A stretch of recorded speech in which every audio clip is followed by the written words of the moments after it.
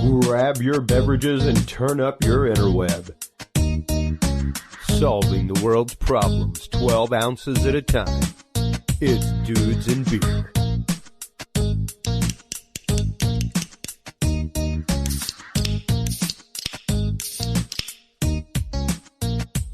Well, hello everybody, and welcome to the Dudes and Beer podcast, now officially brought to you by podcastcadet.com. If you're a fan of podcasting like me, want to start your own podcast for your business, church, school, what have you, or if you already have a podcast that you want to take to the next level, stop on by podcastcadets.com today and use the code DUDES20 to save 20% on any package they have there. Great stuff.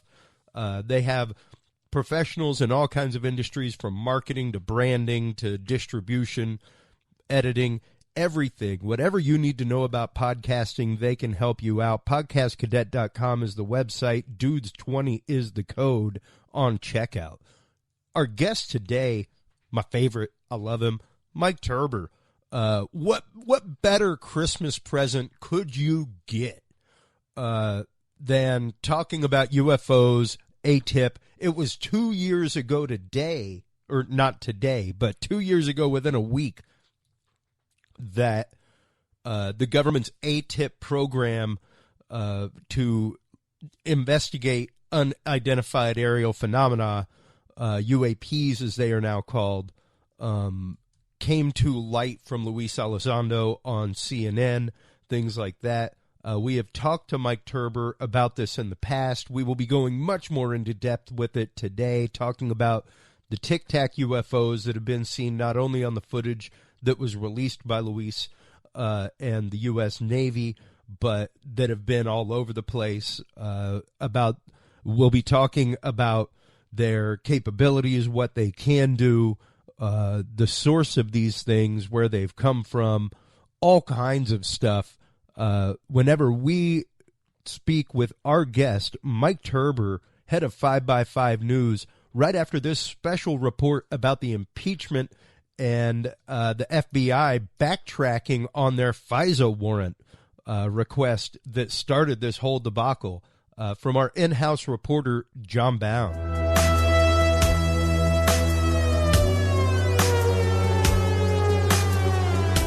All eyes were on impeachment as the Democrats ripped the country apart just in time for the holiday season. Because no one is above the law, and he shall be held accountable.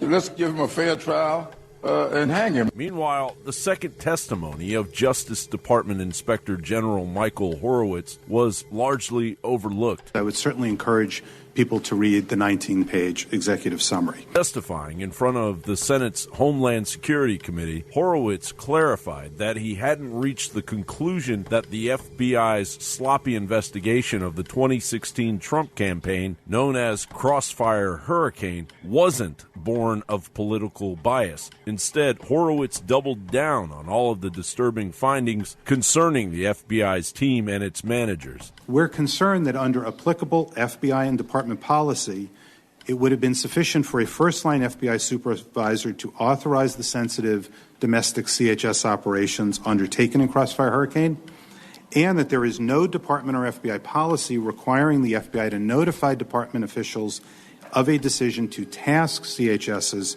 to record conversations with members of a political presidential campaign. We concluded that current department and FBI policies are not sufficient to ensure appropriate oversight and accountability of such operations. As we describe in our report, the FISA statute and department and FBI policies and procedures have established important safeguards to protect the FISA application process from irregularities and abuse. Among the most important are the requirements that every FISA application contain a full and accurate presentation of the facts, and that all factual statements are, quote, scrupulously accurate, close quote. We found that investigators failed to meet their basic obligation that the FISA applications be scrupulously accurate. We identified significant inaccuracies and omissions in each of the 4 applications, 7 in the first FISA application, and a total of 17 by the final renewal application.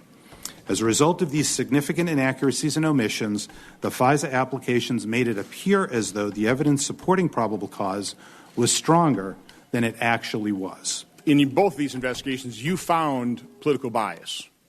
We found, through the text messages, evidence of people's political bias, correct. Why would all of these people 4 times over the space of half a year deliberately mislead a federal court? But that was precisely the concern we had, is what you lay out. There are so many errors, we couldn't reach a conclusion or make a determination on what motivated those failures, other than we did not credit what we lay out here with the explanations we got. Your conclusion that there was that political bias did not affect any part of the Page investigation, any part of Crossfire Hurricane? Is that what you concluded? We have been very careful in connection with the FISAs for the reasons you mentioned to not reach that conclusion, in part, as we've talked about earlier, the alteration of the email, the text messages associated with the individual who did that.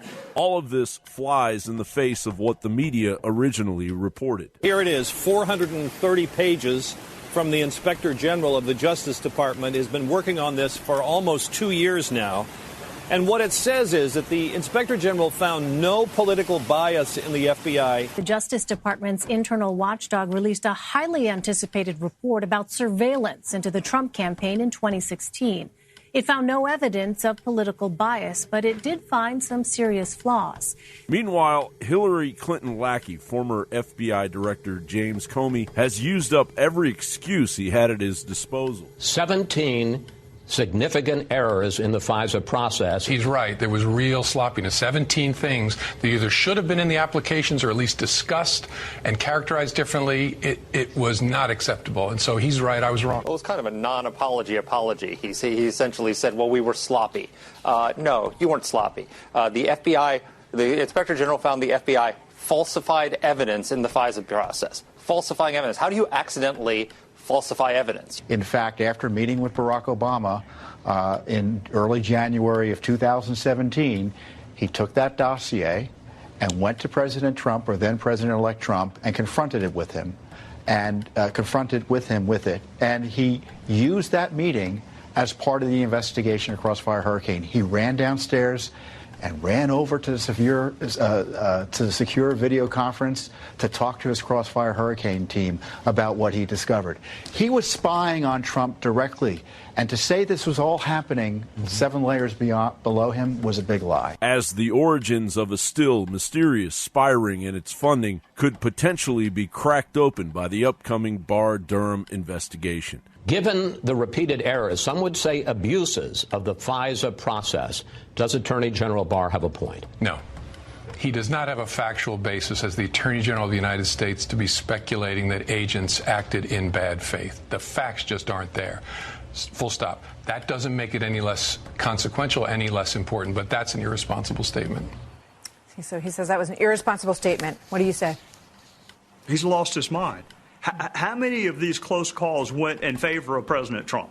I mean, when they changed the email, was it to help Trump or hurt him? When they put the dossier material in, was it to help Trump or hurt him? When they put the DNC-funded Fusion GPS research material, was that to help Trump or to hurt him? Everything that happened was done to hurt Donald Trump. John Bowne reporting.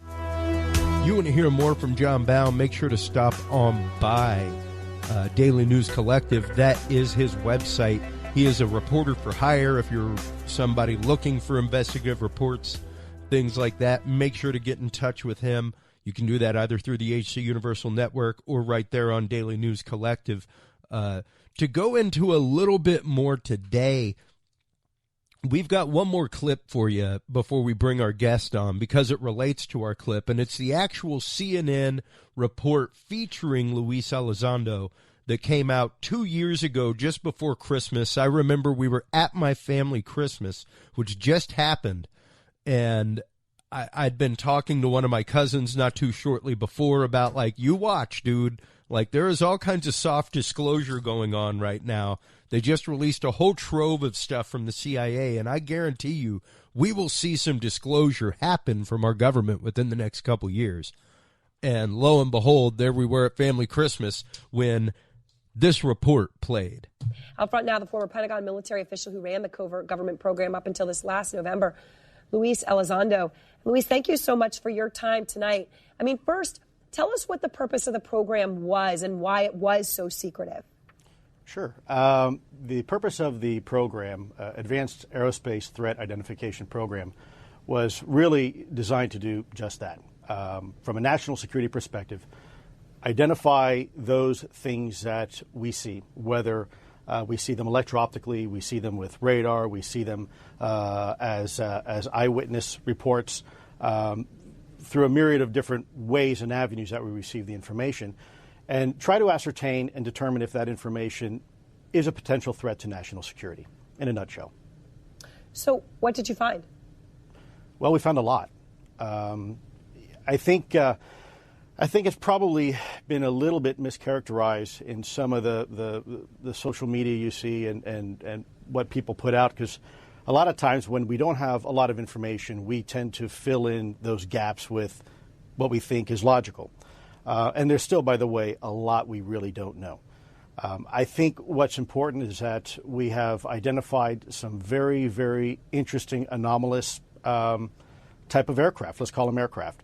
Things that don't have any obvious flight surfaces, any obvious forms of propulsion, and maneuvering in ways that include extreme maneuverability beyond, I would submit, the healthy G-forces of a human or anything biological, hypersonic velocities, low observability, positive lift, again, seemingly in defying the laws of aerodynamics. So people are talking. Think, I mean, I know, but do you believe, when you get that Navy pilot saying what he said, do you think that was, a UFO? To obviously, I don't have any other word to use, or that, or something else? Sure, that's a great question. Keeping in mind, it's not just the pilot's testimony on an observation. Sure, when someone comes to you who's in charge of a multi-million-dollar weapon platform, who maintains a top-secret security clearance, who is paid and trusted by this country to go fight wars and to fly over cities with live munitions, and by the way, they're trained observers with millions of dollars invested in their training. Yep. I would submit to you it's pretty compelling. But on top of that, it's not just the eyewitness testimony. It is actual electro-optical data and radar returns. It's also people like radar operators and air traffic controllers. So I think the discussion should be maybe a little bit broader than that. I think people are focusing just on 2 videos coming from a set of F-18s when really it's a lot more than that. So recently, I guess it was in October, astronomers spotted what they say could be the first interstellar asteroid. You see it there, kind of that strange shape. That right there kind of lays out a great intro for what we're talking about tonight, and that is the U.S. Navy AATIP program, the Tic-Tac UFOs, the technology behind them, like Luis was saying, no moving ailerons or, flight components, things like that on the outside, producing maneuvers and speeds that would destroy a human organic person flying it. So welcome to our program once again, as always, everybody. Mike Turber, head of 5x5 News. How are you today, Mike? I am fine. I'm looking at a possible beer here. I have to order it in Chinese, but I may be looking at that shortly. So waiting for that. So we'll hopefully have Chinese beer. Nice. I meant to ask you if I could call sometime and record your voicemail. I totally forgot about that. Have you ever actively heard your voicemail? Oh my God. We recorded that for the GOCC. Oh man, that's like 4 years ago. I haven't called back. That has to be the same one. So, it's Modelo. Yeah, they have Modelo beer at the Chinese place. Okay, in Chinese, nothing like ordering a Modelo in Chinese, folks. Your Mandarin is strong. little bit. but just so you folks know, my gung fu, my Mandarin strong, my gung fu weak. Yeah, a little background for our listeners, especially those on WMLD up there in the Hudson Valley who may not have been listening for the last year and are new to us. Mike Turber, head of 5x5 News, is actively still a government defense contractor. Still holds a contractor vendor number, things like that, is called in to consult on projects, has some active knowledge firsthand about this AATIP Tic-Tac program, which is why we had him on today at the 2-year anniversary mark, with it, of course, hitting the news and mainstream again. Luis Elizando, kind of going underground, not really doing a whole lot or being heard from these days, but we've heard so much about just in the community lately. To the Stars Academy acquiring some metamaterial from Linda Moulton Howe, supposedly from the original Roswell crash, all kinds of stuff going on. But the fact that these UFOs are still being, or UAPs, sorry, are still being seen, these Tic-Tacs, Mike. Let's get into that a little bit, because you broke down quite a bit of the technology in our Area 51 episode that we did with you. But I was kind of leaking some stuff to you just for fun. Yeah, and we were getting some hardcore information, folks, that had not been released anywhere yet. And some of that, you were first. Some of that stuff has kind of started to come to light now. Some of it still hadn't. So go back and listen to that episode in reference to this. But go ahead and lay out for everybody a little bit behind the AATIP program, what kind of generated that and started it off, Mike. Okay, I can do that. Well, I won't put words in Luis's mouth, Luis Elizando, but the AATIP program was a program that was kind of backpedaled into the agency that ran it, which is basically the DNI. So you have that agency running the program through Harry Reid's office, which effectively pushed the program through, with a little bit of money being pushed back and forth between him and Bigelow Aerospace. And Bigelow Aerospace is in Las Vegas, and I kind of stumble across their grounds a little bit during the Las Vegas investigation, which kind of ties me into all of this. Everybody's wondering how I went from the Las Vegas investigation and bounced into this UFO phenomenon, UAP, in the Air Force we call them AAVs, which is anomalous aerial vehicle. But the program was funded to the tune of about $22 million, ran for about 5 or so years. I believe it was ended in 2012-ish. But as with any program in the military, if there's any merit to it or what have you, they still put into place programs and procedures and protocols to handle situations like the observance of an unidentified aerial phenomena, which is what we have now. So what they did was they put in some protocols in place for the pilots to essentially be able to report these things without being ridiculed and so forth. But obviously they're still going to get ridiculed. That's just how the military works. Yeah, but without a lot easier program. I mean, there will surely be a hash mark on their stuff, much like if they find social media posts. But I guarantee you, like, the last thing they're wanting to do is revoke a multi-million-dollar trained person's flight status. Exactly. That's the last. When you're flying a plane, when your plane costs more than the entire AATIP program, they're going to probably take both situations pretty serious when you really think it out. Exactly. So, and that's the way it should be. I mean, everything should be taken seriously, because this has happened too many times. There's too much that we don't know. There's a lot that we do know. And the problem is that somewhere in the middle gets that gray area, and that's where the muddy waters come into play. And a lot of people start dipping into the muddy water, grabbing some clay, and they make whatever they want out of it. And that's where I'm going to try to clear some of the things up and probably muddy the waters even further in another area. Who knows? We'll see. Well, start mixing. Yeah, well, the part of the program that I created against a rift in is because as this when the story came out 2 years ago, you were watching it at your families. I was actually in Las Vegas at the time doing the investigation when when I received a phone call around November 17th. My birthday is November 18th.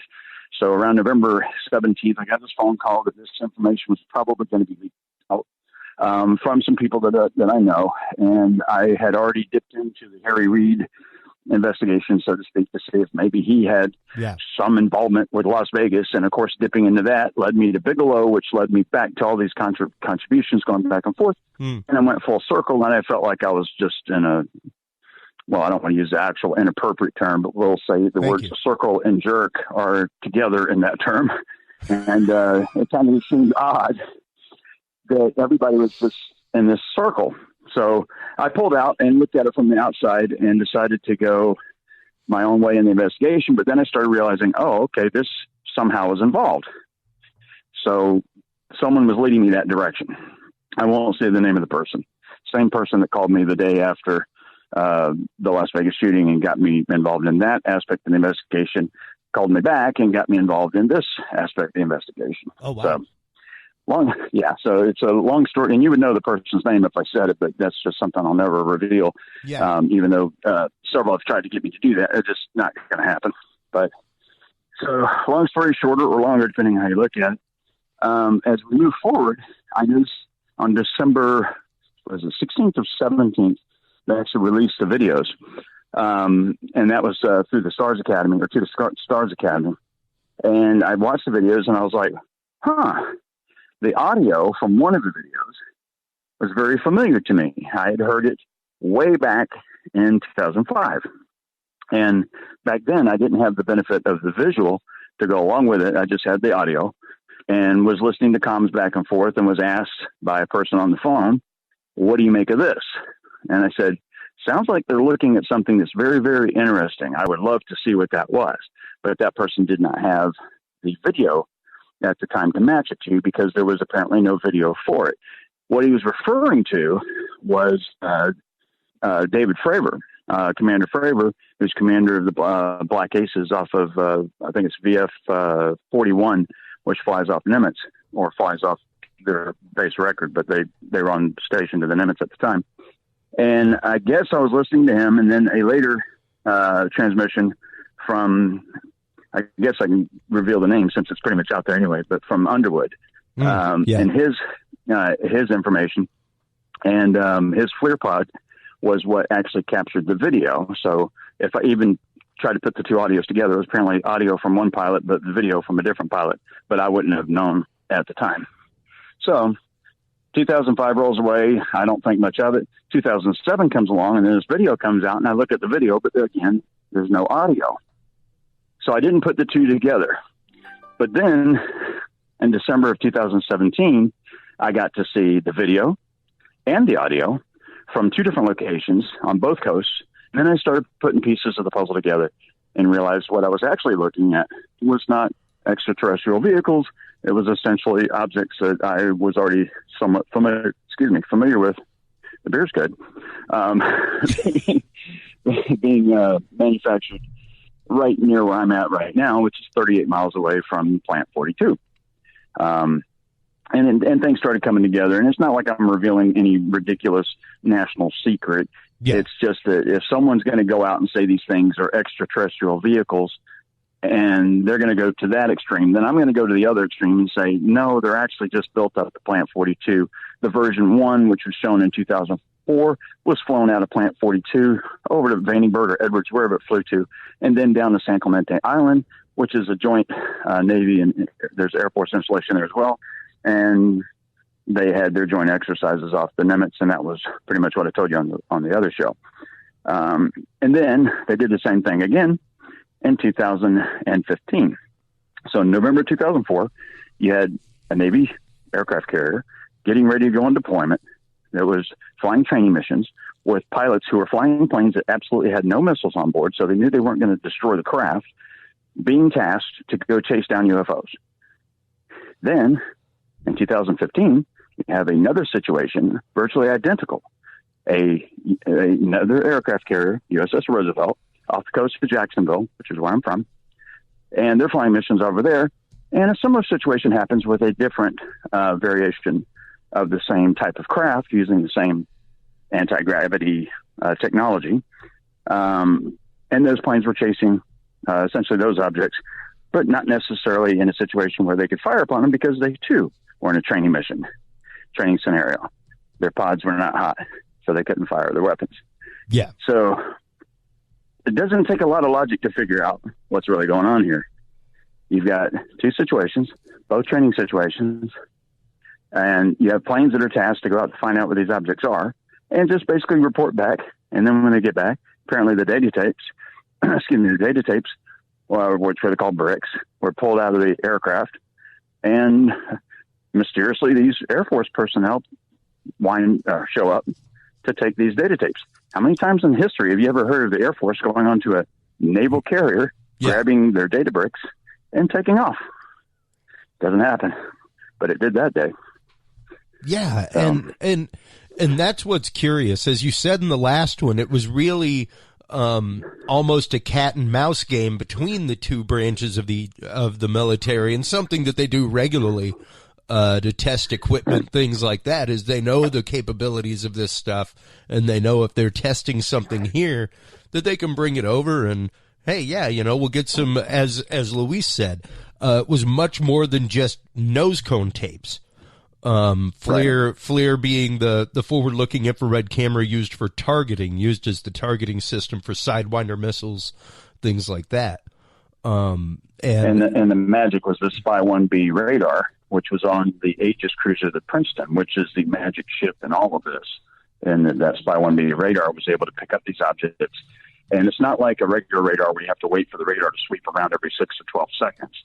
Where you have a blank spot in the middle. This is active, live, phased array radar, which is nothing new. I mean, the phased array radar has been around for a long time, but this level of sophistication has not been. So that's where you have, all of those instruments all poised and looking in the same direction and able to track these things going from 80,000 feet to 50 feet, 28,000 feet to 50 feet, in 0.78 seconds, which is 24,000 miles an hour. Yeah, and that's moving. And as Luis said in the interview, that anything organic would not be able to live. Correct. Through that. Correct. And these are remotely piloted vehicles or remotely piloted aircraft, which is what you have. They're called RPAs. And I keep going out on a limb here because I basically say things as matter of factly, but let's just say that my investigation has revealed that the objects were built by two different contractors. The one I'm not going to say the name of the contractors because that will delve into an area that would get me in trouble. And we'll just say that, yeah, exactly. I got enough going on, dude. I don't need that conversation. Zip your drawers and lock your doors, buddy. They're coming to get you. That's right. That's right. They're coming to take you away. So, hopefully that won't happen. I mean, I'm putting a lot on the line with the stuff that I'm saying, but here's the deal. The stuff I've revealed so far to date and what I may slip up and reveal today, who knows, is information that is right on the cusp of being released anyway. If I get it out there first, essentially what happens is it kind of gives me another month to breathe. So it's like, okay, I'm going to get that information out. Someone else is going to say I'm full of crap. I'm a liar. I'm making this up. The Air Force would never do this. The Navy would never do this. But there's a lot of questions that you have to ask yourself. Which just to proof of point, folks, a month after we did our Area 51 episode, there was a guy all over Facebook talking about how Mike Turber is an agent of disinformation. Yep. That he's a paid disinformation agent for the U.S. government. Yep, and I sure would like that check. I know, right? Hey, I'm sure you'd give me a little. I'm sure you'd give me a little slice. I would. I'd be happy to. And hey, I do your podcast thing and said, the code of Dudes 20. I wonder if the Dudes 90 would work. Right. Yeah. But somebody's probably doing that. This is exactly what happens, and I guarantee you, after this episode, if you start Googling his name about a month or so later, you'll start seeing the same kind of stuff pop up. Oh, yeah. Yeah, and it happens. And every time I come out with something, I'll leave a little bit more of a morsel of information that shows that anyone that's in the know knows. That's the people I care about knowing whether or not, whether somebody believes, because people want to believe they're extraterrestrial. I get it. Other people want to believe that this is some great technology that we have that's wonderful for us to have and no one else to have. But the problem with that is if we have this technology and it's so readily accessible and it's so cheap to make, because obviously they made more than one of these objects, and they didn't bring anything. So why can't we have anti-gravity for everything? Why can't, Amazon deliver us stuff, within 15 minutes of us ordering it? Things like that, Yeah, I want my land speeder. Of course, exactly. These aren't the droids you're looking for. Yeah. But definitely, I would like to have one too. And with Star Wars coming out right now, it would actually make the production a lot easier if they actually had these things. They didn't have to do so much CGI, which is probably more expensive than the objects would cost to begin with. But that's where we're at the moment. The bigger here's the questions that people need to ask themselves when they start questioning whether or not what I'm saying is either true or false, or whether anyone is saying something that's true or false. Where's the motivation for me to do it? Am I making money doing this? No. Who is? Luis is. Because if he pushes this into the extraterrestrial category, then his To the Stars Academy will make money. Me, not so much. But here's the bigger question. If you have these guys that were on the Nimitz Encounters, and if you watch that movie by David Beatty, he did an absolute wonderful job of bringing that and making a visual representation of what Commander Fravor was watching. Beautiful, beautiful video. If you take into account that what those guys were saying and assume that everything they said is true, which I do believe every word they said because I was able to confirm some of that just from the comms that I heard. But you have Air Force personnel coming onto your aircraft carrier, taking away data bricks. They come onto the Princeton. They took away information from there. When in history does the Air Force ever go onto a Navy vessel and take their data? The only time that would happen is if the data was so important to the Air Force that it was necessary that they got the data direct from the ships. Now, was this a planned exercise? That I don't really know. All I do know is that the objects were in control by the U.S. Air Force. The objects were built out of Plant 42. I don't know. I'm not going to say exactly which contractor there, but there's not a whole lot to pull from. You can pretty well figure out it was one of the three main ones. And those objects were flown down to around San Clemente Island, which is a nice little naval training facility that's ran from Coronado. And if you scour over it with Google Earth, you can probably see some pretty interesting objects that are around there that are about 40 some odd feet long and look like a tic-tac. That's no joke. Yeah. You just have to change your filter to which year you're looking at. But yeah, scour that island with the most recent pictures that have just been placed on it by Google Earth. You might see something. Well, and just on that note, folks, like all of December 19th, I shared this article on the Dudes and Beer group. If you like stuff like this, go join the Dudes and Beer group, y'all. I'm here to tell you, I post articles like a madman.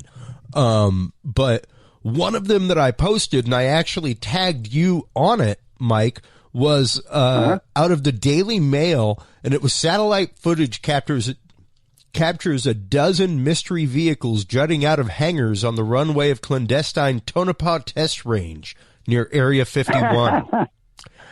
Okay. And you must have done that recently because I've been stuck at a hotel for the last couple of days. It was yesterday. It was yesterday. Oh, okay.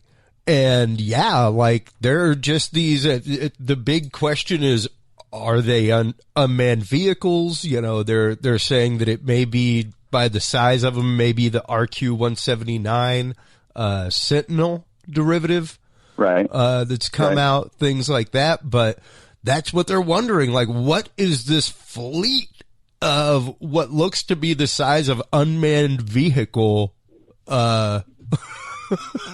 Like they've just been pulled out in front of these hangars and just sitting there.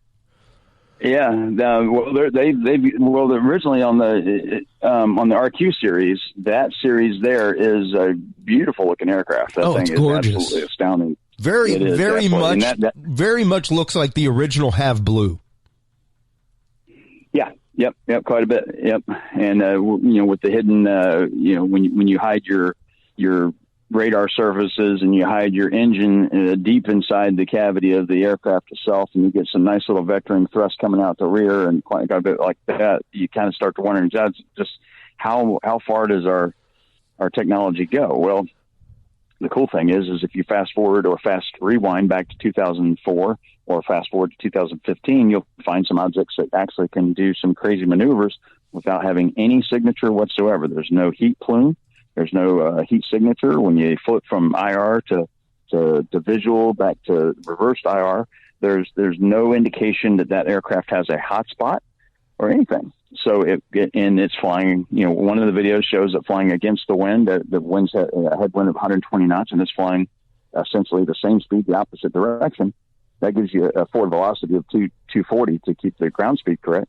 Yep. But, these things make you wonder, okay, if these pilots are watching these things, and here's the other question. There's going to be a few questions I'm going to pose for people that question these things. If these objects were being tracked off the coast of San Diego back in 2004, from November 10th to the 16th or whatever, 2004, whatever the time frame was, right around there. Excuse me, the beer's good. The situation that I bring into question is this. These objects were hovering around a naval training facility with an active aircraft carrier out in the water, and these objects were maneuvering around with impunity. If they had to wait a few days until they were able to get aircraft on board the Nimitz to finally task a couple aircraft to go check this thing out, why didn't they task some aircraft from Coronado or Vandenberg or anywhere for that matter? They were there for days. It's not like, if you see these objects hanging around a military training area, then I would think, wow, I'm commander of this attack group, this Nimitz aircraft carrier group. I'm going to go find out what these are because they pose a potential threat. One, they're flying at 28,000 feet. At 28,000 feet, flying at 120 knots, that's not a helicopter. It's not commercial airlines because commercial airlines would be a bit higher. And it's nothing else because they're flying too slow. And it's kind of at a mid-range altitude. And then all of a sudden these objects are dropping from 28,000 to 50 feet, or they're popping in from basically outer space at 80,000, which is about the height that the Spy-1B radar can pick up. So these objects are coming in, dropping in groups of 5 or 10, and they didn't scramble a plane from somewhere else. Granted, they were not in U.S. airspace necessarily. They were out past the 80s, which is the ADIZ, which is that barrier, that virtual barrier that surrounds the United States, that if you fly within this area, you have to let us know who you are. Yeah. Well, they said the objects dropped in over San Clemente. Well, we know what happens at San Clemente. It's a training facility, training ground or whatever. So, who was doing the training? Was it the Navy? Was it the Air Force?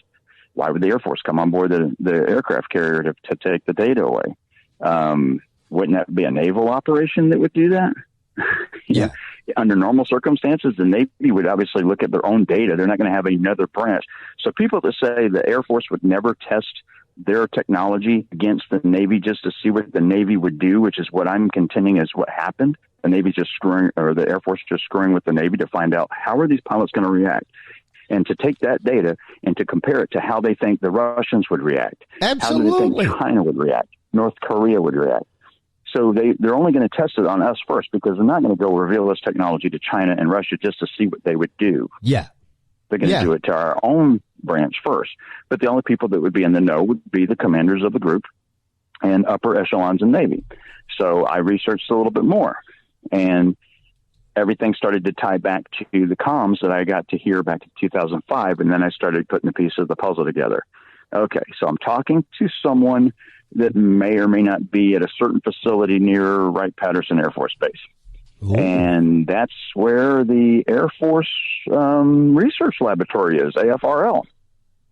So AFRL is located at Wright-Patterson, and they're the research laboratory arm of the Air Force, and they're testing this new propulsion / anti-gravity / whatever spin name they want to put it on it, because they're going to have some acronyms for it, and I can't say what the acronyms are because I don't know for sure. I have a rough idea. But you have the AFRL, Air Force Research Laboratory, and then somehow there's some information going back and forth to the Navy Research Laboratory, NRO, between these two facilities at about the same time that this was going on. Okay, that's a little questionable, but hey, maybe they're just saying, hey, this isn't yours, is it? No. Okay. Is it yours? No, it's not ours either. Yeah, cross-branch confirmation. No, exactly. No one contacted the other saying, hey, we don't know what this is. Do you know what it is? No. They were basically confirming data. That's the only way I can see it. Problem is I can't prove it because I didn't think about this back in 2005 to have all this, because I was just listening to comms on a telephone call. And of course, what that guy did was obviously a breach of protocol and probably get him in a lot of trouble. But he's like, hey, what do you make of this? Now it all ties together. Now it all makes sense. And after getting a little bit deeper into this, now I see the full picture. So what makes more sense? The United States has reverse engineered alien spacecraft technology using Bob Lazar at Area 51, and has taken this wonderfully advanced technology and placed it into some drones and flew them out to mess with the Navy. That's almost believable at this point. And that's just it. That is precisely what I posit as well. I don't believe that the craft themselves are of extraterrestrial origin. Right. I don't either. I'm with you on that. Absolutely. But the technology to go at these speeds and perform these maneuvers, as Luis said, without the presence of, because, hey, folks, like MX missiles go hypersonic, you know? Yeah. But they have sonic boom booms when they do that. They have control surfaces.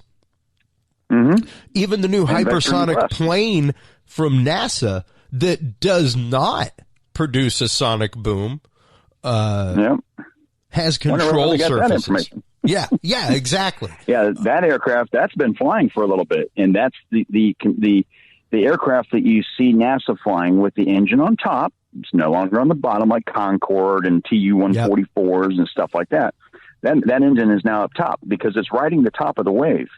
And the wave is the same shape of the aircraft itself. So therefore, if the wave and the shape of the aircraft is basically identical, if you can visualize a bullet flying through the air, and just at the moment, just before the bullet goes supersonic, that V shape that's in front of the bullet will continually get compressed until it actually becomes like an air bubble, like an air bubble that pops in front of it. Yeah.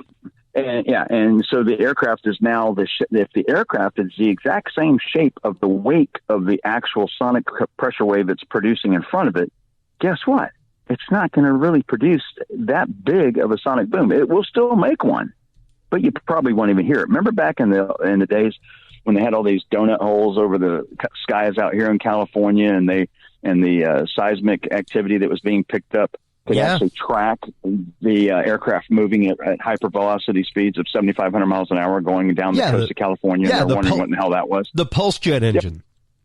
Exactly. Yeah, the scramjet pulse engine, and those engines have almost no moving parts. You can make one, and we used to make them in the bathroom just for fun. I thought I was going to blow up my house, but you can make them at your house. Yeah. They're super simple things to make. But you have that technology that's out there for that. But these aircraft do not use that technology at all. Yeah. Nothing even close. So we took a major advance in technology, and what my original investigation, which I still hold to, pointed to several universities, one of which was in Scotland, the other one was in North Carolina, another one was out here in California, and various other colleges around the country and around the world who were dabbling in anti-gravity. Back in the 40s and 50s, when anti-gravity was going to be all the rage, and how by the year 2000 we would be flying cars and things of this nature, something similar to what you see on Star Wars, that's what we envisioned. But now we know obviously that didn't come to pass, but it looks like it could with this technology if it is in fact real. And the question is it? Is someone going to come out and just say, you know what, let's quit playing around. Let's get this technology out there and get it into the areas which will help solve global warming, which will help solve, getting a liver from San Francisco to New York because that person's on that list and they can't wait 3 to 4 hours. All of these different things that this technology could provide. Why are they holding it back? If it's real and if it's there and Lewis knows about it and I know about it, why can't we get this out? What's the problem? What's holding it up? Is it so secretive? Is it so intertwined into the military machine that they don't want this technology revealed in such a way that would create a security risk for our country, when we already know China and Russia has been working on the same technology for years? They're behind us, but they're still working on it. Well, and it's a lot more questions than answers. Well, it's like we said in the whole Area 51 episode, though, Mike. The announcement of it came right on the cusp of China and Russia announcing their hypersonic missile programs. Right. And we have laser platforms, things like that, but for years. There's but there's only one way to catch hypersonic objects, and that's typically with a hypersonic object. Or a laser. Or a laser. You can spin that beam test. Yeah. If you can target it fast enough and, make sure things are... Well, the fun thing is the cool thing about those hypersonic objects is they don't have the ability to make very quick sweeping turns or what have you. So you just point the laser in the area where it's heading towards and wait for it to get there. It won't take long. You don't have to exactly track the object. You can just let it slice itself as it flies through the blade, so to speak. Well, and that's what's interesting about these objects, specifically traveling hypersonically, is that they are able to produce these maneuvers, as opposed to hypersonic missiles, things like that, like what you were saying, would be more than likely launched from an outer space platform toward Earth. Right. But... because if you had a person on board, they would just be a pile of jelly and skin by the time it got to wherever it is you were going to take them to. Yeah. If you could control the acceleration down to below 3 G's acceleration, then the person could obviously withstand it, but then you lose the whole idea of having that craft do it. Now, back in 2004, for some reason, Tic-Tac had to remain north and south, a polarized north or south angle of attack, so to speak. And the aircraft would move side to side, but it would still have a north-south angle to it. And that took me back to the days of MAD, which is magnetic anomaly detection, when we started looking at very fast-moving objects underwater, which would obviously be supercavitating torpedoes and supercavitation on a submarine, which a submarine's a little bit too large to really try to get that technology to where we were going, but the Hunt for Red October is a prime example of the military working with a director and a book writer, namely Tom Clancy, and giving him just enough information to make a really badass movie. So everybody, I've never heard of anyone not liking that movie, The Hunt for Red October. It's just a beautifully well-written movie. Yeah. And it made a lot of sense. But what a lot of people don't know is that we have supercavitating torpedoes. But if you look around the world, you'll never see the United States admitting that we have our own. I wonder why that is. If Russia has a torpedo that can go 300 and some odd miles an hour underwater, and China has one that can go over 200 miles an hour underwater. Now, visualize how fast an object moving underwater is going. It's 25 times more dense than air. It should go 25 times more slowly. And then if you go back to a report that hasn't been released yet, but I'll announce it here on your show, a submarine did actually track an object, pass it at 550 miles an hour. Wow. It was one of ours. Wow. Our sub, our report, our object moving at 550 miles an hour underwater and making erratic turns and then exiting the water. Now, fast forward to now that was before 2004, and another one in 2008 or 9. I don't remember the exact year, but when those reports come out, you can go, holy crap, Mike was in the know for some reason. So when those reports do come out, what you're going to find is that the object left the liquid environment it was in and then returned the opposite direction at the same clip of speed, and then turned left, so to speak, at a well-known area off the coast of California, and then exited the water again. What, Catalina Island? No. Further out than Catalina Island and further north, actually, in this particular case. Okay. And that sub was just before it was on its own training mission. And then, and it wasn't like it had anything on board that could shoot this thing. I mean, you got an object flying around you at 550 miles an hour and you're at like 800 feet underwater. What in the hell's going on? Yeah. And so you have your sonar techs, who obviously were part of the report. Your captain's part of the report. First officer, everybody that goes down the top list of whoever was in the submarine's version of a CIC, which Combat Information Center. So these people are on these reports. These reports will somehow be filtered out someday. May not be this week, may not be this year. But next year's only right around the corner. So look for something like that to probably be coming out of the woodwork. But here's the other thing. The Navy actually applied for a patent, which you, I think, have a copy of now. Yep. That patent was approved. If you look at the date on that, the Navy was originally, now think about this for a moment. How many times have you ever seen the military have a patent? It's always private industry that has these patents. Yeah. For the military to have a patent, normally what would happen is the military patent would go into a secret section of the patent office, so to speak. It would never see the light of day. Why is this one particular patent that involves the technology that you and I have been on and off air? You and I have discussed this quite a bit. This technology is being revealed through a patent that the Navy was approved. And look at the date that the Navy approved the patent. Yeah. Pretty interesting. And I've got a Metro UK article that I just found from April. U.S. Navy secretly designed a super-fast futuristic aircraft resembling a UFO. And it's got pictures straight up from the same document. This is the TR-3B, folks. Like, it is confirmed that the TR-3B is our technology.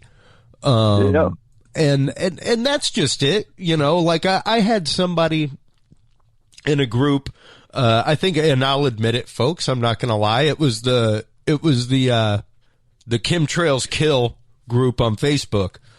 And I keep track of a lot of these groups, because you sneaky dog. Sneaky dog. These are the things that I keep track of to kind of metric stuff for the show. But look at all the people that are now vindicated. Yeah. Well, and that's what I said was like, well, look at that, like people said we were wearing tinfoil hats, and he was like, well, it says that there aren't any planes in the sky yet. And I'm like, well, no, but that doesn't mean that the technology doesn't exist. Like all they have to do is put it into a platform, which isn't that hard. Right. And I trade your tinfoil hat for aluminum foil. Yeah. And I was like, here's the other part. Is that apparently when our Congress was briefed about this aerosol use technology in the 90s, I want to say it was Senator Harry Reid actively put forth a resolution against it. Yeah. Saying that stuff like this shouldn't be being brought up. Yeah, this could be weaponized, all kinds of stuff. We shouldn't be using this kind of stuff, like any chemtrail technology, no. And now they're talking about using it for saving the environment. It's the same thing. And then if you keep tracing that money, it kind of tends to end up in some guy named Bigelow's pocket somehow. I'm going to have to go meet with Mr. Bigelow. I would maybe become a bastardized son or something of this. I know. I'm just a Bigelow. I know that I have been, and that published date was July 6, 2006, by the way, for the TR-3B patent. If you go to dudesandbeer.com/knowledge vault, folks, that's where you can find all these cool documents like that. That is in our UFO section. Now, the cool thing about that caveat to them reading that patent and the application for the patent, the application was originally turned down. The application was rejected for the technology that shows when they started playing around with the anti-gravity, not necessarily just the TR3, but when they started playing around with the terms anti-gravity and the devices necessary to create anti-gravity, plus the newest patent that was, I think, approved in June of 2017. That patent, which I wasn't even aware of until after I was on another show and he showed it to me, and I'd heard of it, but I'd never really researched it. But I've taken a look at it. That patent was summarily denied. And it was basically denied because the person at the patent office that was sitting there that has a nice little rubber stamp that says, hey, does it make it past my desk or not, says, this isn't even possible. This sounds like sci-fi crap, blah, blah, blah. Get this piece of crap paper out of here. Boom, they send it back, rejected. The Navy replies back and says, not only is it possible, but we're testing it. Yeah. Bingo. Yeah. There's your admission. There's your disclosure right there. Yeah, precisely. If that's not disclosure, I don't know what is. Yeah. Yeah. And like that is straight up confirmation is what that is. And Bingo. Just so you know, folks, exactly. Part 57 of this patent here on the first page of what we have is the abstract. And in a patent, the abstract is basically the principle of operation. Mm-hmm. And the abstract is about 3 sentences long. A spacecraft having a triangular hull with vertical electrostatic line charges on each corner that produce a horizontal electric field parallel to the sides of the hull. This field interacting with a plane wave emitted by antenna on the sides of the hull generates a force per volume combining both lift and propulsion. Right. So now, doesn't that sound like total hogwash sci-fi BS? And all of a sudden you have the Navy admitting that the patent, they just basically patented a UFO and said, hey, let's patent a UFO with anti-gravity and show it to the world and see what happens. Well, we now know what happens. We know what happened in 2004. We know what happened in 2015. I know what happened in 2008 and 2002.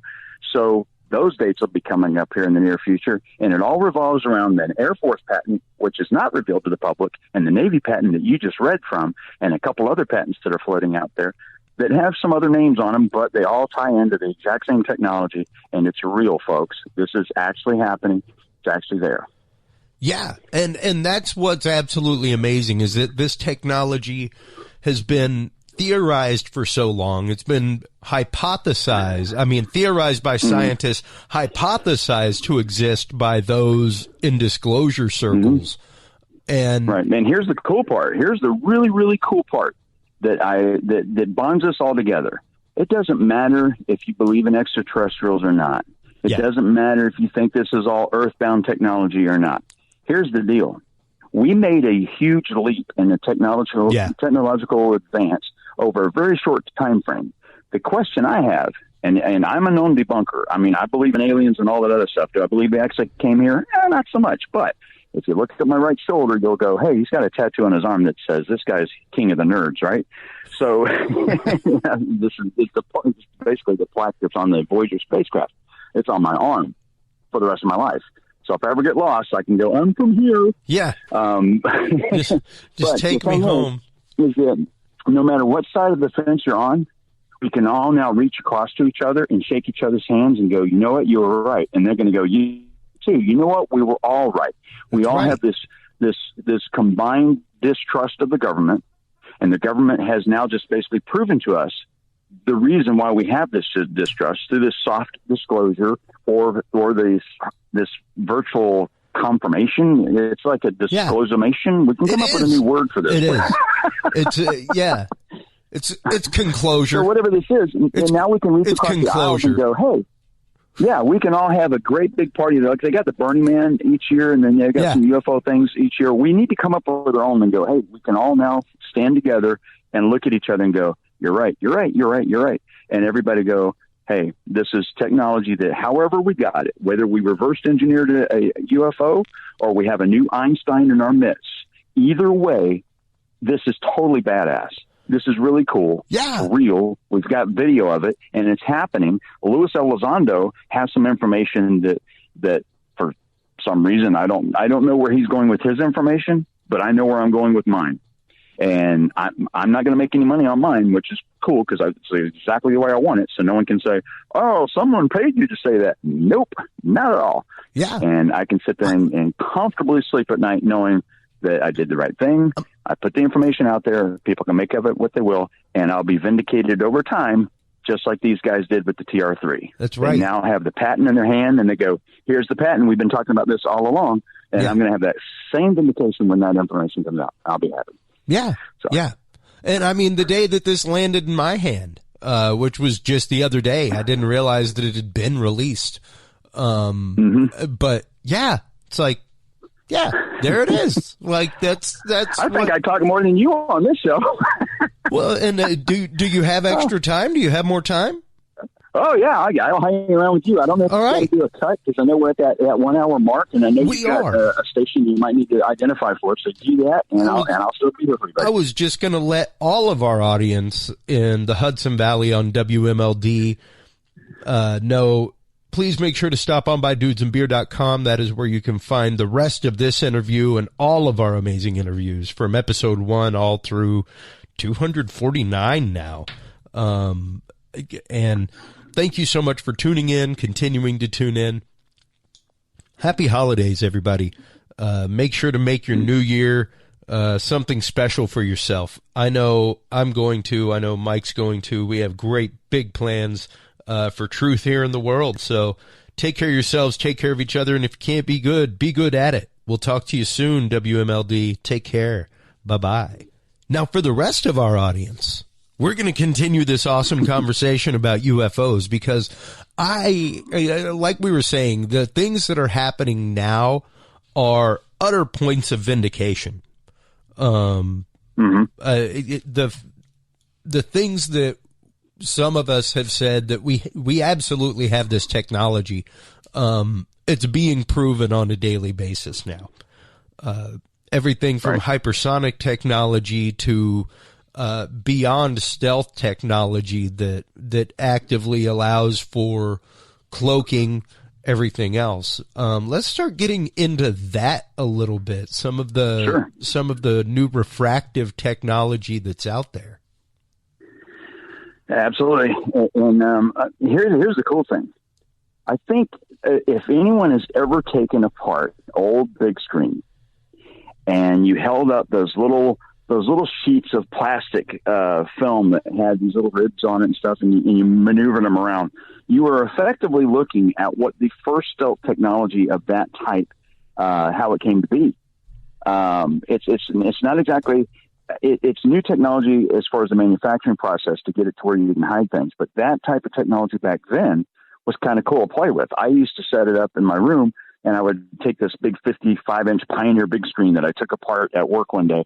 And I was like, wow, let me just take this thing apart because it's going to be trashed anyway. I took the lenses out so I could make some cool planetarium kind of stuff on my ceiling. And then I found these little pieces of film, and I started wrapping them around objects. I was like, wow, these objects are disappearing right in front of my eyes. But it created these horizontal lines. Then I put another piece behind it, and I flipped it the other way, and it created vertical lines. I'm like, this is really weird stuff, but it's really cool to play with. And I fire lasers at it and whatever, and it makes some other cool patterns.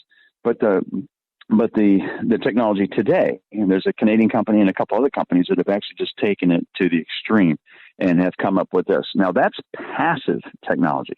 That means there's no electricity going through this. There's no projection. There's no anything. It's just literally a piece of plastic, so to speak, that's see-through, that is wrapped around an object to effectively make the object disappear. And there's a lot of videos that are out there on YouTube and around the world that you can take a look at and see how that works.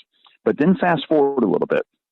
Back in 2004, the Tic-Tac was not able to utilize any of that technology, which is why the guys were able to see it from the deck of the ship. They actually went up and took out the big binoculars, they call them big eyes on the ship, and took a look across the water at the direction that the UFOs were supposed to be. And hey, guess what? They can see them with their own eyes. So these objects were not only being picked up on radar, which we would hope the stealth technology has gotten to the point where they can't be picked up on Spy-1B radar anymore. And they were picked up by the aircraft sensors once the aircraft was able to lock onto it using FLIR. And the pilots saw it with their own eyes, and they saw it from the deck of the ship using binoculars. Every possible conceivable way in the electromagnetic spectrum that you could identify these objects was accomplished. Okay. Now that's kind of a negative thought too, because we want these things to be kind of stealthy. But fast forward a little bit. Back then, they weren't necessarily wanting to utilize stealth technology because they wanted these pilots to see these things to see how they would react to them, especially at the vast number of maneuvers that these things were able to produce and the G-forces, which are just off the scale. There's not even a scale that could measure these G-forces as how much they were pulling Gs. And so you go forward in time and you start looking at, wow, there's a real big push for curved television screens. There's a real big push now for television screens that can bend and the phone screens that can bend and all these different things. Yeah. Wow, I wonder if we have and keep in mind that technology that you're seeing on your phone is trickled down technology from DARPA or from some other advanced research, agency somewhere, which there's another one that is nameless at this point because DARPA is way in the public, but there are some more. I mentioned two earlier, which is the Air Force Research Laboratory and the Navy Research Laboratory, NRL and AFRL. So those research laboratories all are dabbling in this advanced technology that is active technology, meaning that the actual screens themselves may be just spray painted onto the surface of the craft and instantly become an actual screen. But by me saying that, it sounds like, Mike, you probably had one too many of the Mexican beers at the Chinese restaurant. But the reality is that this is actual technology that is real. They are spraying nanodots onto a surface. That surface becomes an instant screen, and then that screen can be placed on any object, or they can just spray the surface of an aircraft with this material, and the surface of the aircraft becomes a screen, and anything can be broadcast on it. Now, think about two animals that live in life. One is an octopus. An octopus underwater can get into any area and obviously become almost instantly invisible unless you know exactly what you're looking for.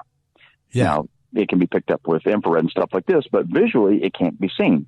So if you take all of these technologies and mix them together, if you have an object that can move through the air at will at ridiculous speeds, if you have an object that if you took this active matrix surface technology and placed it on top of it, and no matter what angle you were looking at it, you would see just what's behind it, the light being refracted around it, much like a gravity lens, like when the light travels around a black hole in space, and you can see the objects behind it that were billions of light years further away, but now all of a sudden they're at the same rough distance as the black hole because the black hole has warped that space-time area, and they made a gravimetric lens that you can now see it.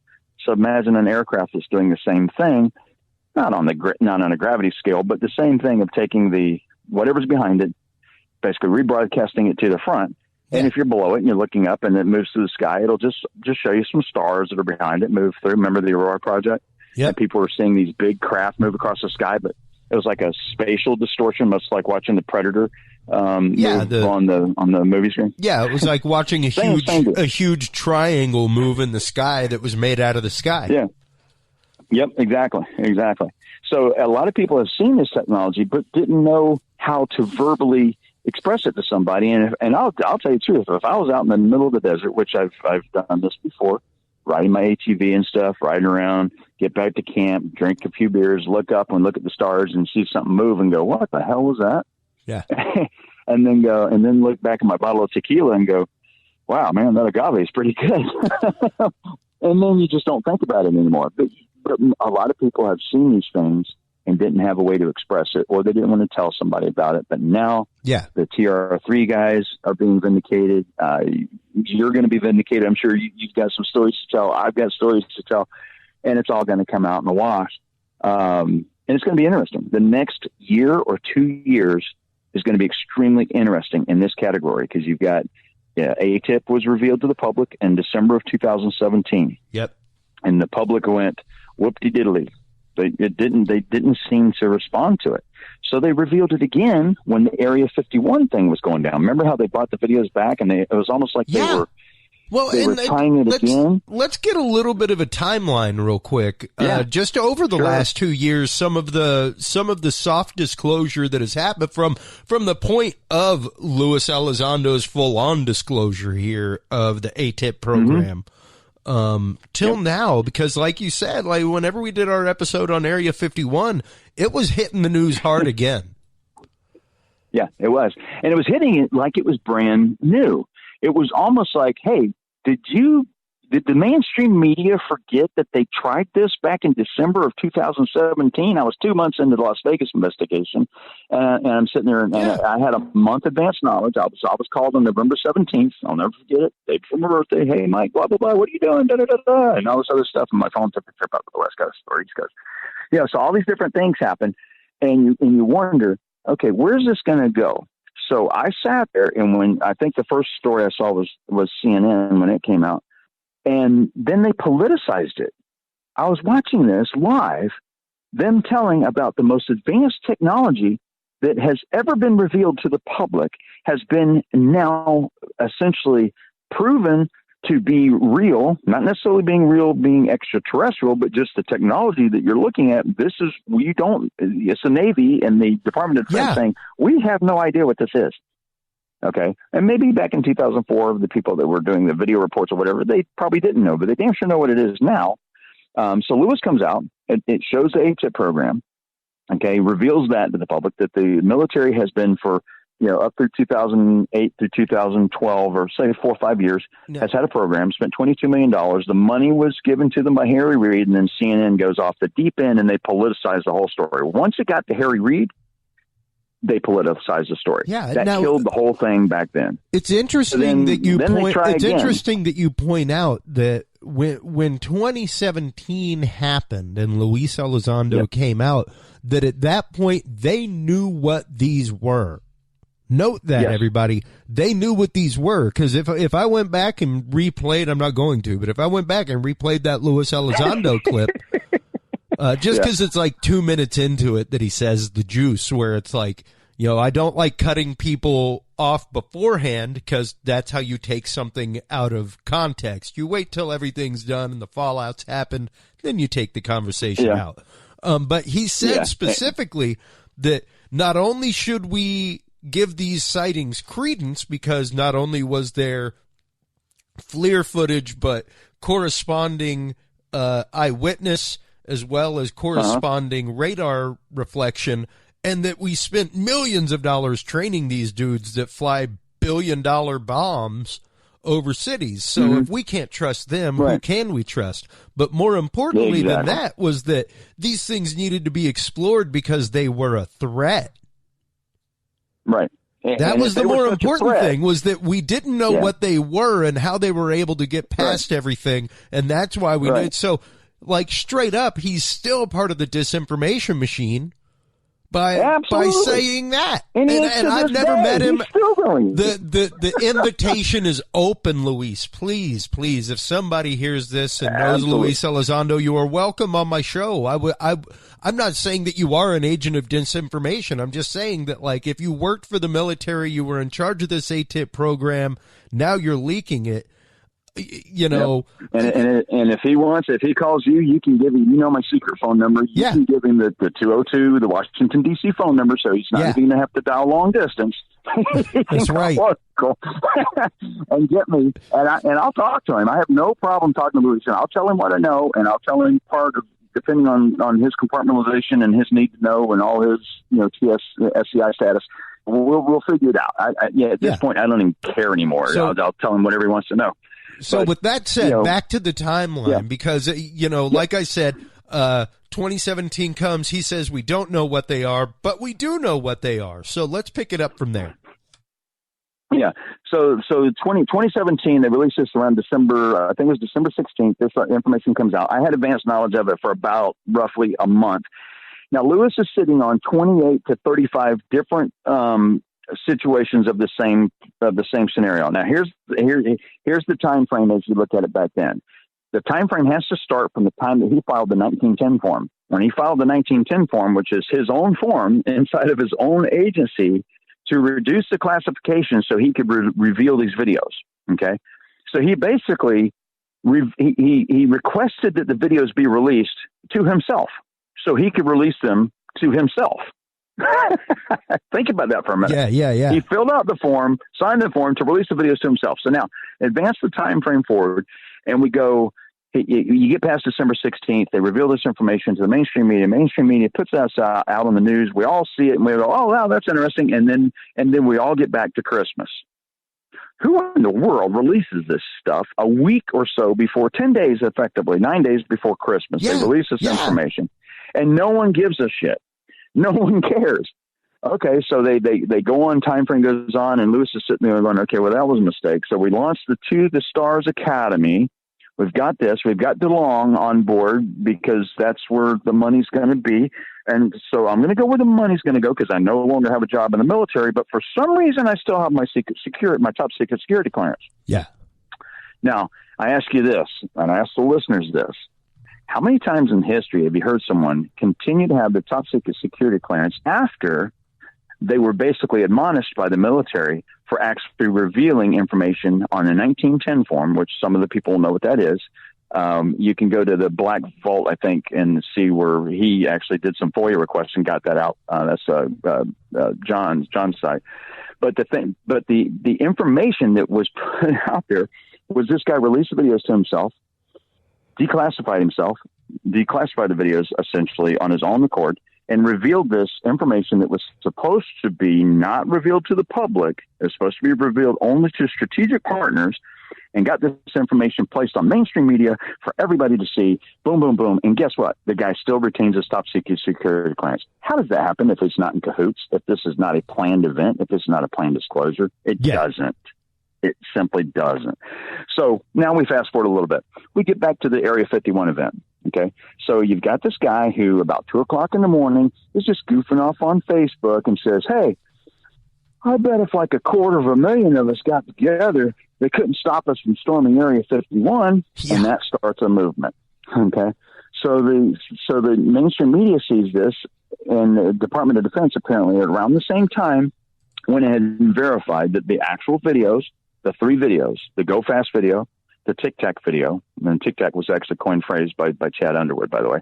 So you have the Tic-Tac video, Gimbal video, which is the Gimbal and the Go Fast video are both from the East Coast. I don't want to mix these together. Tic-Tac is San Diego. That's back in 2004.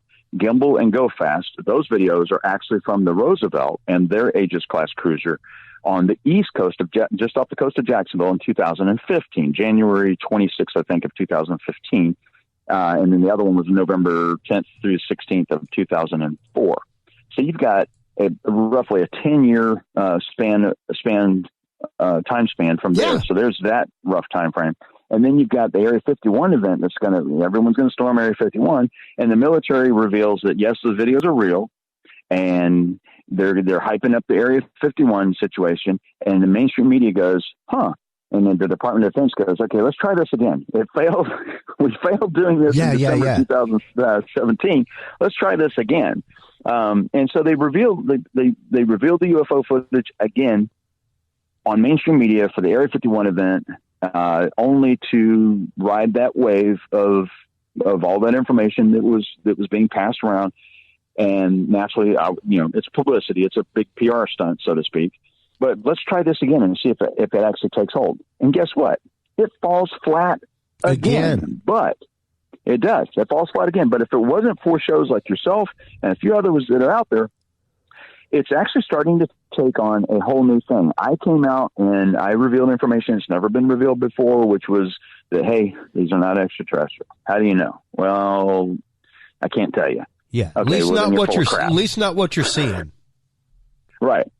So I'm sitting there going, okay, well, I want to say this information, but then I'm going to sound like, the next Joe Blow from Idaho that came out and said some crap just because it sounded good, or I did a lot of research on the internet and was able to put some stuff together. No, I went ahead and revealed some stuff that had never been revealed and decided to, you know what, let's just do this a different way. And let's try to, calm the public down in one area, and This isn't some crazy aliens that are just hovering off the coast of the United States and just messing with our military at will, which is a true security threat. Yeah. If that was such a security threat, then why the hell didn't they scramble some aircraft from Jacksonville, Florida, where I'm from Naval Air Station Jacksonville, okay, or from, further up north, you got Savannah, you got all the way to Virginia, you got all the way down the coast. Yeah. Then fast forward back to San Diego, you got Coronado right there. These craft were seen over a period of days. We're not talking about craft. And they were hovering around for hours at a time.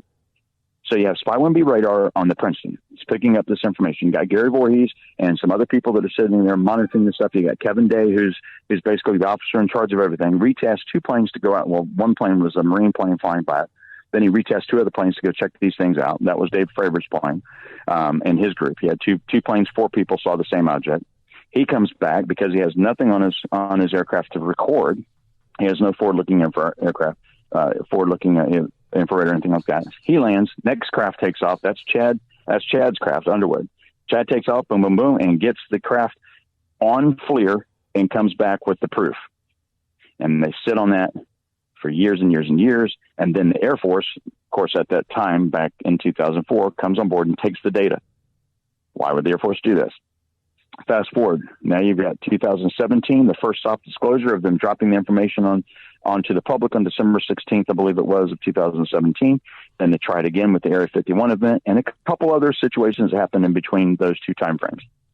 So you have all of that information that's being pushed out to the public, and guess what? No one really bites on it. Yeah. We're all sitting here going, you've got the biggest story in the history of mankind, either way it goes. If it goes extraterrestrial, it's the biggest story in the history of the world. If it goes that we have achieved anti-gravity, it's the biggest story in the history of the world. It's still the biggest story ever in mankind. Either way you go, I don't care which side of the fence you're on, you're both sitting on the biggest story that's ever been told. And guess what? It falls flat. And we impeach our president. Well, and, and I was just about to say that in and of itself, Mike, shows what we are up against. The blanket wall of shark eyes rolling into the back of people's heads, right, with everything going on in the world. Like, we are so inundated that the fact that the greatest technology we have ever been known is at our fingertips. Right. This is where you think that some mainstream media would go, we're not on video right now, but if you could visualize what this would look like. Yeah. Someone's going to do that and go, wait, what was that I just reported? Because they're reading this thing off of a telephone.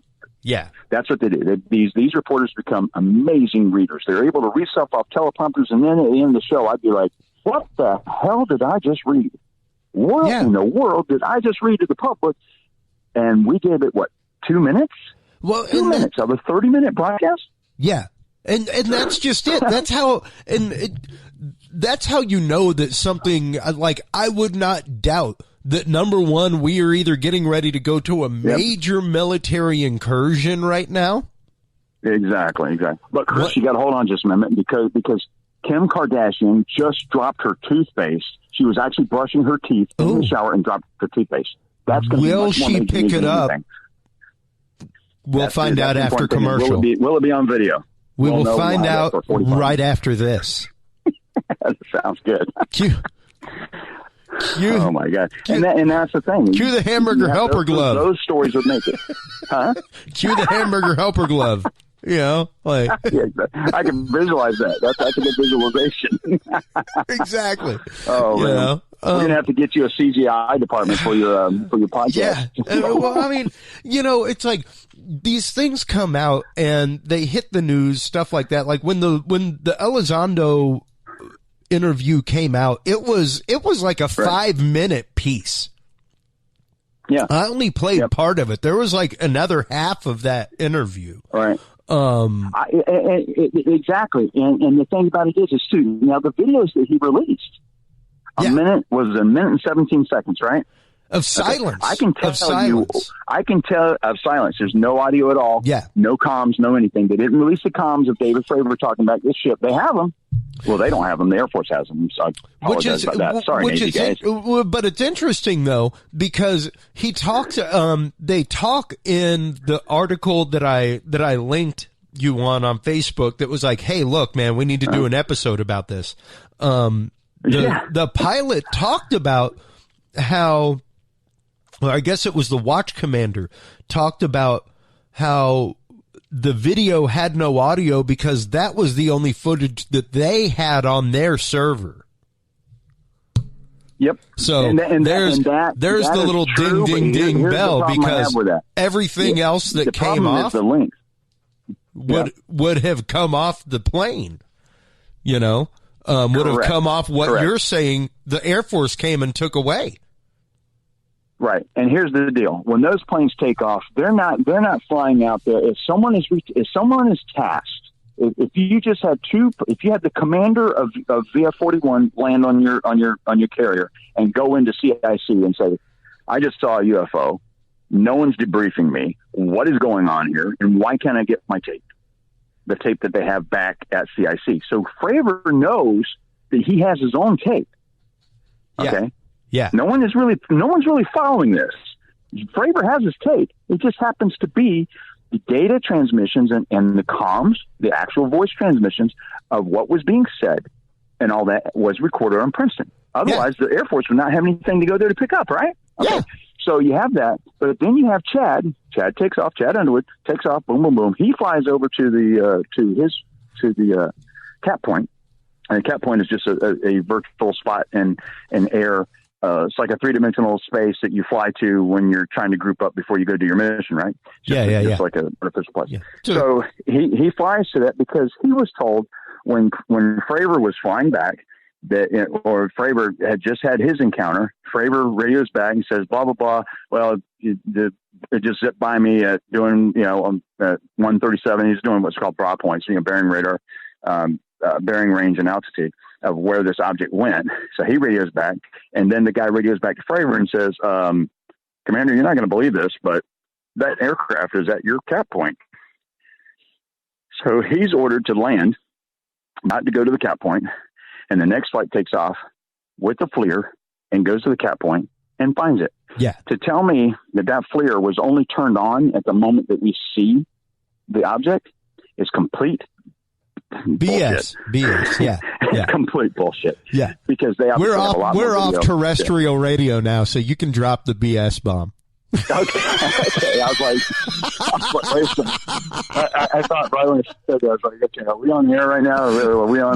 No. We're on safe airwaves. We're on safe airwaves. Okay. I don't need a live dump button for that. Okay, so all right, so that was just the biggest line of bullshit I ever heard. I'm sitting there going, okay, there's like 5 guys saying there's at least 10 minutes of this video that is out there. You've got Luis Elizando saying he has 1 minute and 17 seconds or however long it is, which I believe that's possible. That may be the only video he was given because he researched this. Now, let me ask you a question. If the AATIP program was in place in, say, 2008, this happened in 2004. And one of the first things would be the biggest, this has to be one of the biggest sightings ever, right?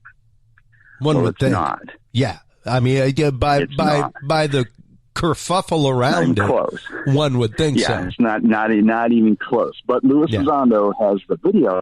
So now, according to the public, everything that everybody's watching and listening to, this is the biggest thing since ever. Okay.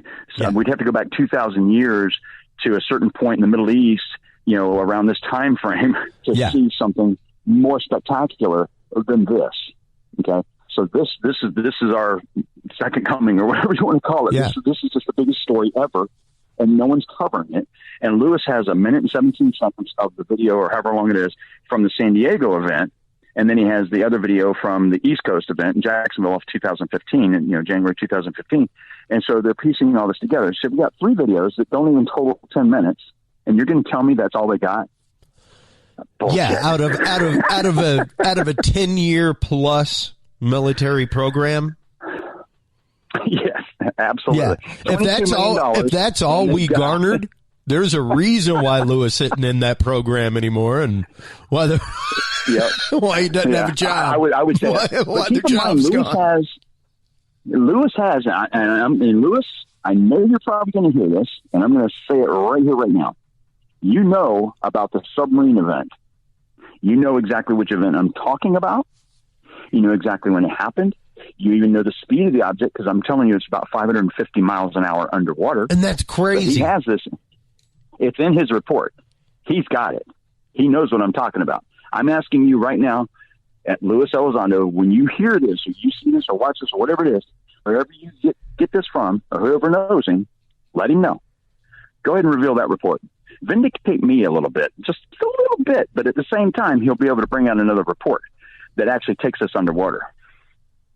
Takes it underwater. And that's something that it's something that has been, of course, I mean, Christopher Columbus saw USOs off the coast of Florida near Cuba. USOs, you know, unidentified submerged objects have been throughout mankind, throughout history.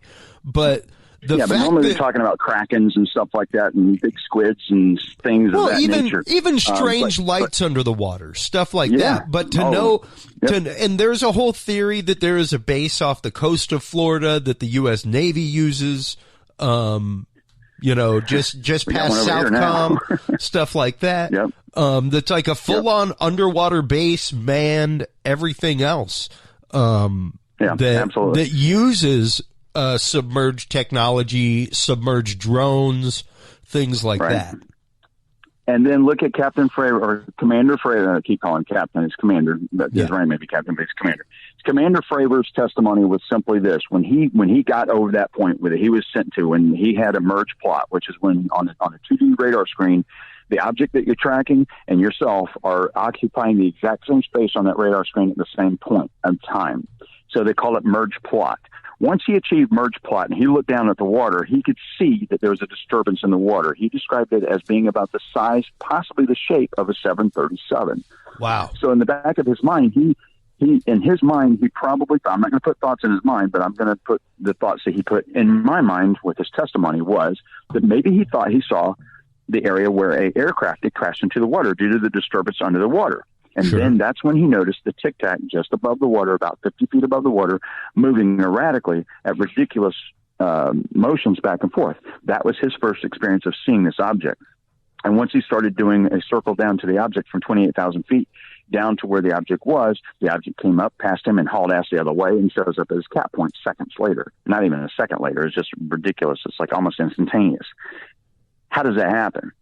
So when you think about the objects, he placed an object in the water, so something was there, but this submarine has no record of any object in that area being underwater. Even if this was a distortion of just methane bubbles coming up through the water, they would be able to pick that up on sonar. If it's a whale, they'd pick it up on sonar. Whatever it was, if this is a disturbance the size of a 737, this is a commander who's he just took over that VF-41, but he is trained to know object sizes from a distance. That was also how he was able to calculate what he felt the rough size of the Tic-Tac was, which he said was about 46 feet or something like that, about the same size of the plane he was flying, which is an F-18. Yeah. Piece all this together, and the only things that make sense are that even though I'm lambasted across the military about no branch of the military would ever test their technology against another branch of the military, I'm going to be like, really? That just couldn't happen, huh? Okay. It happens a lot more than people think. And this was a prime way of doing it, to test the technology to see how we would respond to it, much like if we had flown all the way over to another side of the world to see how a different branch of the military would respond to it. But, it is exactly what he said it was. And as he described it, those events happened. I believe every single one of those officers that were on those ships, those naval seamen that were on those ships, every one of their stories check out. Every one of their stories matches, makes sense. And I don't believe any of them are lying at all, because everything they said matches when I started investigating this, going back, and I dabbled into some areas or whatever, and probably some areas I probably shouldn't have been in, but it made sense. But I couldn't put two and two together back then. I didn't know the comms I listened to in 2005 were the same comms that happened in San Diego, because I didn't have nothing to relate it to. just voices I was listening to, and I was able to figure out it was Nimitz, but I wasn't able to figure out really much beyond that. Yeah, and what gets me is, we've had numerous conversations on this show, and aside that I'm an Air Force geek. Like, I love my aircraft, but to know that something the approximate size of an F-18 Hornet, like you said, about 42 feet long, something like that, is going 10,000 miles an hour. Now, 24. Yeah. Crazy. Let's even just say 10,000. Like even that. The power plant required to push something that fast would be massive. If you're talking about a conventional power plant, folks, like not even the space shuttle travels that fast, and that's a rocket. No. Yep. Yeah. Getting the space shuttle to orbit is to stay in low Earth orbit is 17,500 miles an hour. Yeah. So when you look at that, you're basically free falling around the Earth, which gives you the microgravity event that you're working in, blah, blah, blah, and you have a spacecraft that essentially weighs nothing. But you're in space. You're falling around the Earth. This object is inside the atmosphere. Yeah. Doing speeds even faster than the space shuttle in the atmosphere with no surface tiles, no method of propulsion that can be seen on infrared or any other electromagnetic spectra, even with your own eyes. I mean, when you're watching a plane take off, you can visually see the plume coming out of those engines. You can tell which part of the aircraft's hot with your own eyes. And we occupied a spectrum that would be 6 inches wide if you stretched it over. If you stretch the visual spectrum or the electromagnetic spectrum from Los Angeles to New York, do you realize the visual spectrum would only be about 6 inches? Yeah. And, it's ridiculous. Even if you were to look at the exhaust port of like a Predator drone, something like that on video, you would see heat exhaust coming out. You would see the mirage effect in the background. And whenever you look at this, there's none of that. This will take me full circle too. Go ahead. Back in the day, we stopped tracking submarines the old-fashioned way. Basically, if you ran around the ocean and you started banging on a garbage can, and that signal would go out, and the signal would come back.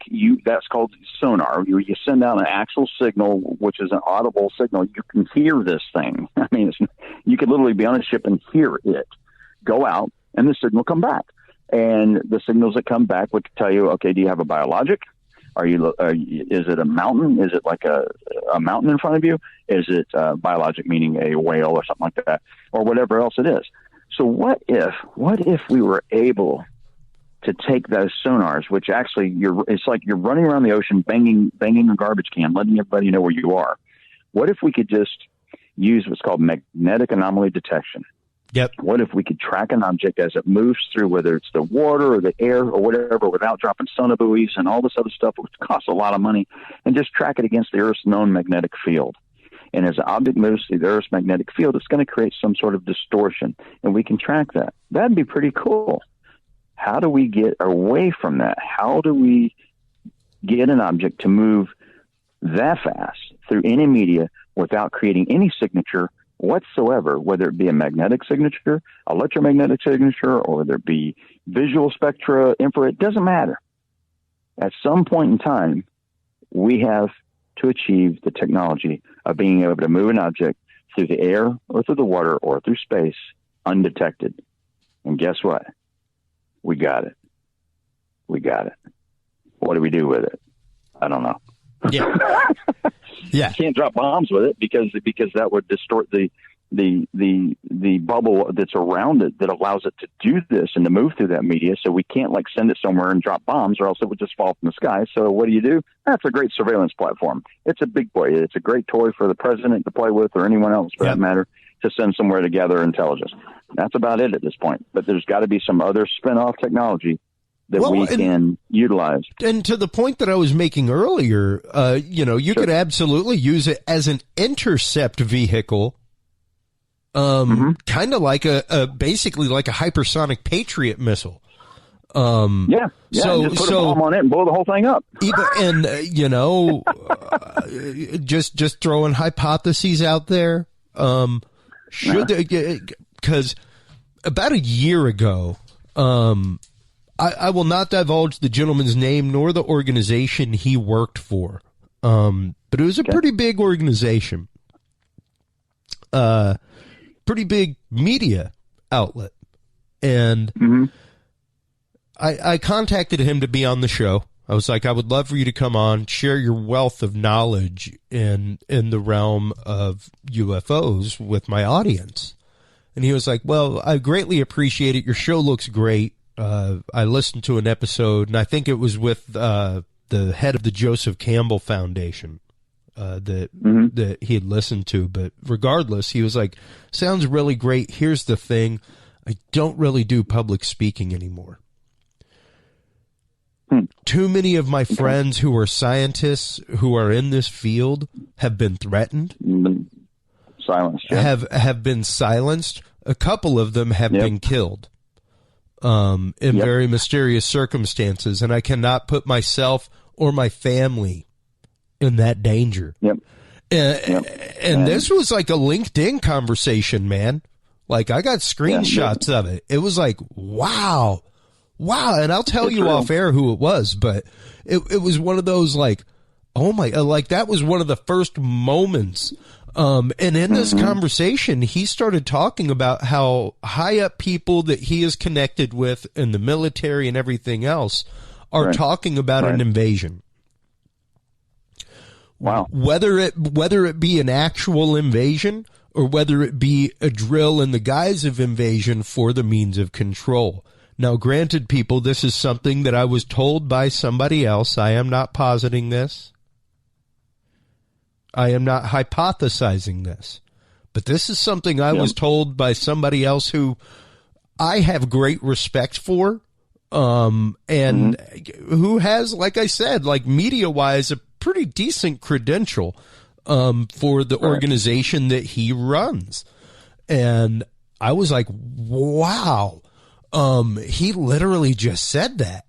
Like, he was talking about, like, mass numbers of people on the planet swathed off, all kinds of stuff. And it was like, whoa.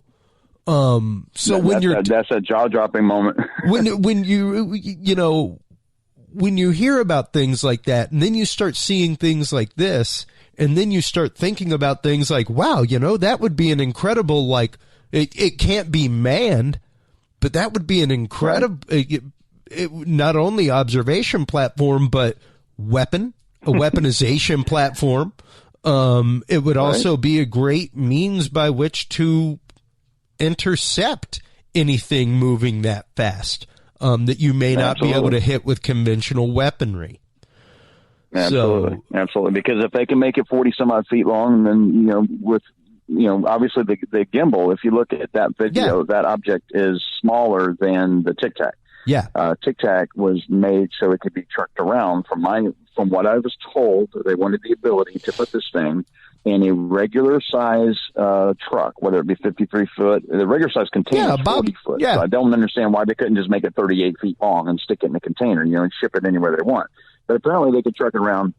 Oh, they want to be able to. Yeah, they want to be able to pop these things into like a bobtail truck, something like that. Yeah. Yep, exactly. Or just put a tarp over it. And it looks like somebody's moving a shovel external tank down the road or some crap like that. But, look, somebody's getting a new propane tank.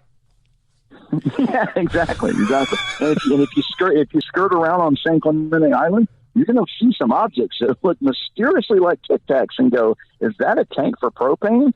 Is that a Tic-Tac? Or am I looking at, that's a lot of propane tanks that they need on San Clemente Island. That's a pretty warm area. It's the most southern island in the channel chain. It's like, what's going on here? It'll be, and when you look at the shape of these, especially when you start talking about USOs, things like that, there's a reason that they're shaped this way. It's because the shape works in either medium, and has the same effectiveness in either medium. It's basically swimming through the sky. It's just a whole lot thinner.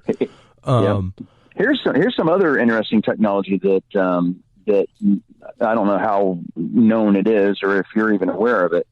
But if you look at the leading surface, the front edge of a B-2 stealth bomber, And if you look at the technology that they've placed, I won't say what it is because I'm not even sure if it's unclassified yet or not. But if someone just takes a look at that location on the front surface of the wing of a B-2 stealth bomber, pay very close attention to that area, and then let me know what you find. And you might find something very similar to the patent that the Navy came out with, because I'm starting to piece this little, some more pieces of the puzzle together. I was aware of that technology before, but never how it would actually assist an aircraft in flight or with its stealth cross-section on radar or anything of that nature. Because you look at a B-2 bomber, it's a big plane. It's not a small plane. People, when they see it, they don't have a grasp of how big it is unless you stand next to one. Then you're like, holy crap, well, this thing's huge. What they have to remember, the biggest aircraft to ever take flight, the B-1B Flying Fortress, this was its mate. This is what was meant to replace the B-1B. Mm-hmm. And then you have the Antonov 225, and then the other aircraft from last year, which actually just broke the record of the largest aircraft to ever fly, which was flown right out here in Mojave Desert. It's a twin fuselage plane that has a wingspan that's wider than a football field. I mean, the wingspan, not the length of the aircraft, the wingspan wider than a football field. I'm trying to remember the name of it, but it was it's going to be the launch for a launch platform to launch satellites into space. But this aircraft flew one time, much like many other aircraft that have flown one time, like the Spruce Goose and some other stuff.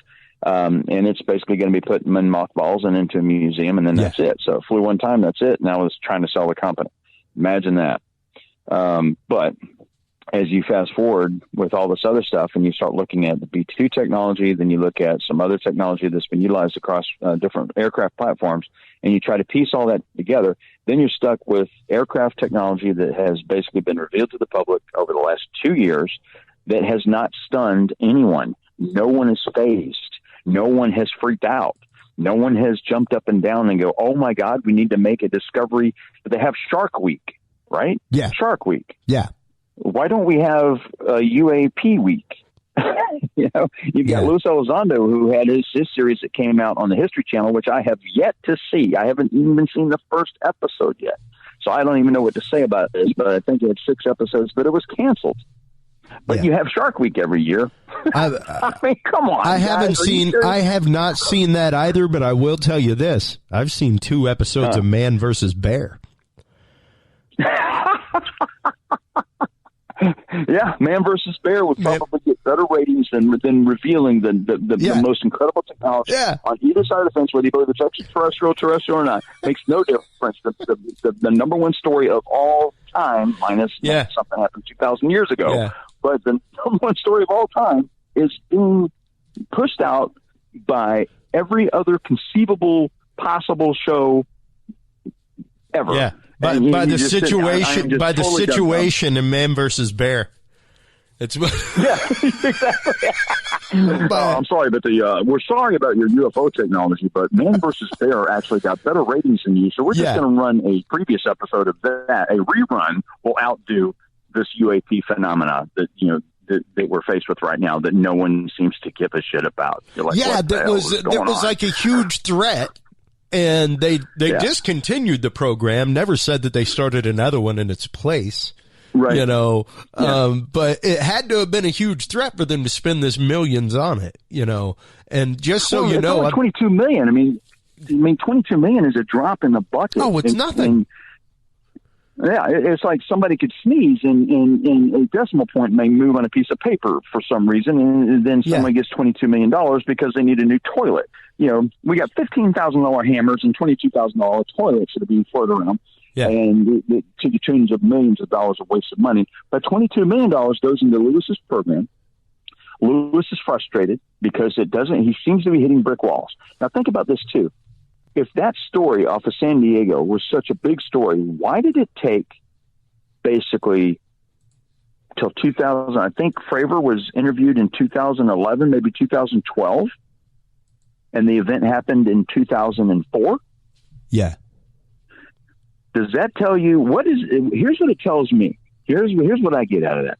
If Fravor was not interviewed until I think it was 2012. I don't have the date. Maybe somebody listening to this can leave a note and say when this interview was done. But if he wasn't interviewed until let's pick 2012 or 2011. That's roughly 8 years after the event occurred.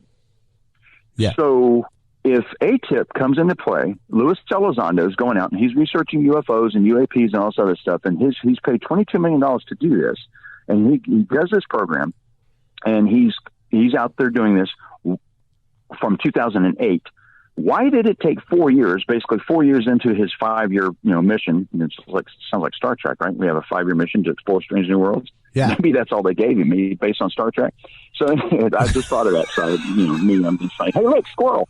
But so I'm sitting there going, you got 4 years into his program before he even interviews Commander Fravor. So what else was precedent in those first 4 years that actually is a better story than maybe what we have off of San Diego? What else was he doing?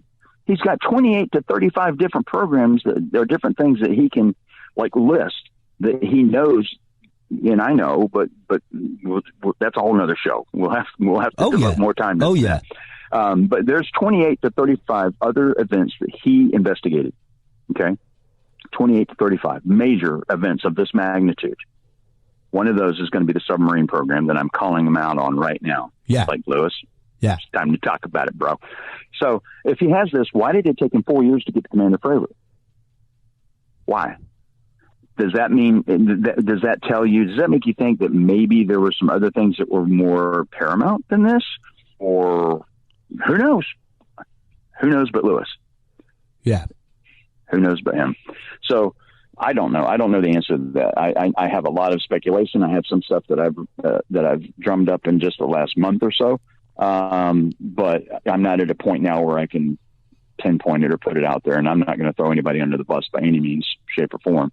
But, at some point, all this stuff's going to be revealed, and you and I will be sitting back, having a beer somewhere, and going, you remember back when we broke this story first? Yep. Yeah. Clean. I hope so. And I think it will be. Heading to Texas. That's it. Hey, guess what? I'm landing in your city next week. That'd be awesome. Yeah.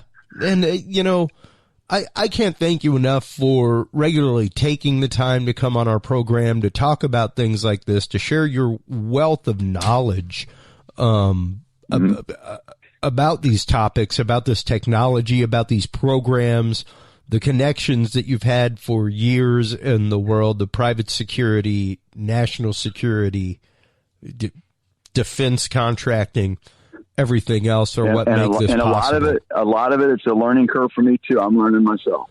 Oh, absolutely. Absolutely. And my ride has arisen. A risen? A ride. I know. I got it here.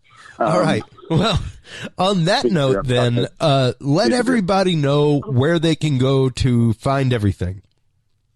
Okay, to find out information on 5x5 News and anything that I'm currently working on, probably the best place to go, as long as my channels stay up and the government or various other entities don't decide to take it down, is to go to YouTube and simply search for 5x5 News. It looks like 4x4, just like 4x4, but it's 5x5 News, and you can find information or search my name, Mike Turber. Last name is T as in Tom, U-R, B as in boy, E-R. It's like Turner with a B. All right. That'll get you there. While you're online checking all that stuff out, make sure to stop on by dudesandbeer.com.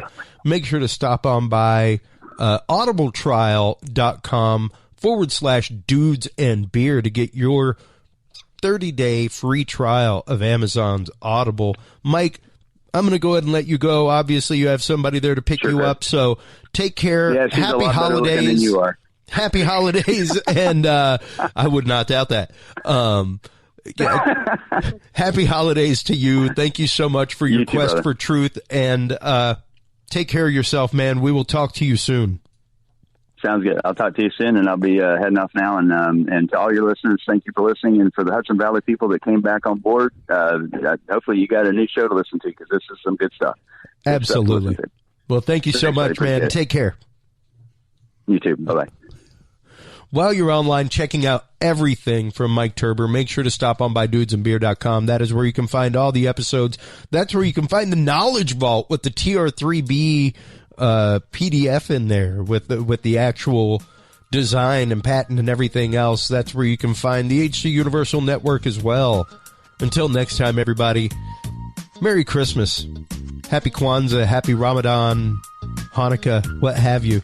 Until next time, take care of yourselves, take care of each other, and remember, if you can't be good, be good at it. Episode of the Dudes and Beer Podcast. To listen to our audio streams or chat with us live, download the official Dudes and Beer app for Android and iDevices, available on Google Play and iTunes markets. For more episodes, content, and information, visit us online at dudesandbeer.com. You can also find our episodes on Breach.tv, iHeartRadio, Spreaker, SoundCloud, iTunes, YouTube, Stitcher, or your favorite podcast service. Dudes and Beer is a proud member of the HC Universal Network family of podcasts. For more about our sponsors and other podcasts on this network, visit hcuniversalnetwork.com. Thanks for listening, everybody, and until next time, drink responsibly.